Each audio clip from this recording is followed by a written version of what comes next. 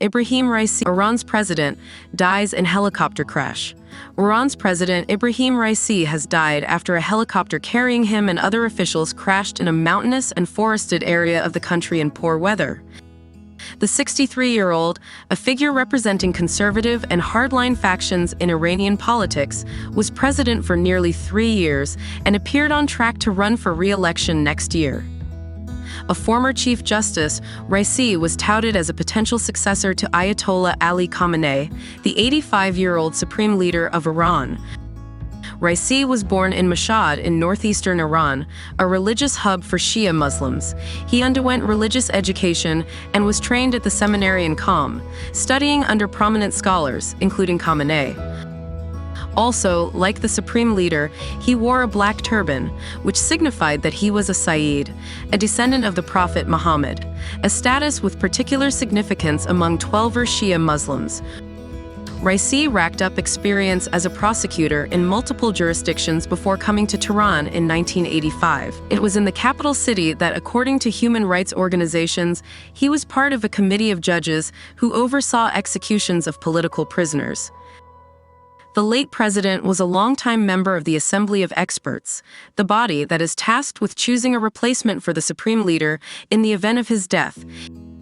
He became Attorney General in 2014 for 2 years when he was appointed by Khamenei to lead the Astan Quds Razavi.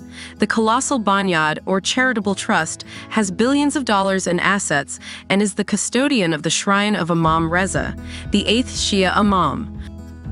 Raisi initially ran for president in 2017, unsuccessfully challenging the re-election of former President Hassan Rouhani, who represented the centrist and moderate camps.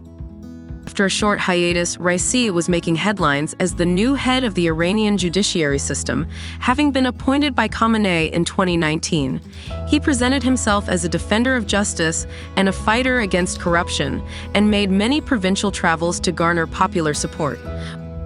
Raisi became president in 2021 amid low voter turnout and wide disqualification of reformist and moderate candidates, and appeared to have secured a firm footing for re-election.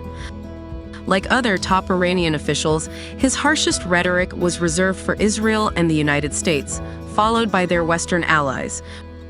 Raisi made many speeches since the start of the war on Gaza in October to condemn genocide and massacres committed by Israel against Palestinians, and called on the international community to intervene. He promised revenge against Israel after it leveled Tehran's consulate building in Syria and killed 7 members of the Islamic Revolutionary Guard Corps, IRGC, including 2 generals. And he welcomed Iran's response, which was to launch hundreds of drones and missiles at Israel, most of which were shot down by a coalition of Israeli allies, but left Iran claiming an overall success.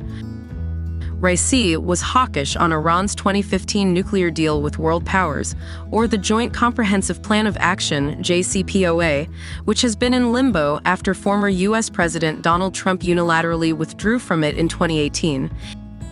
He was a champion of the strategic policy of resistance and resilience that Khamenei has adopted in the face of the harshest ever sanctions that Iran has faced, imposed after the nuclear deal fell through. A close ally of the IRGC, the late president was also a staunch backer of the axis of resistance of political and armed groups that Iran supports across the region, including in Iraq, Syria, Lebanon, and Yemen. And he was a strong backer of Syrian President Bashar al-Assad, who Iran has supported in his government's war against the Syrian opposition, which has left hundreds of thousands dead.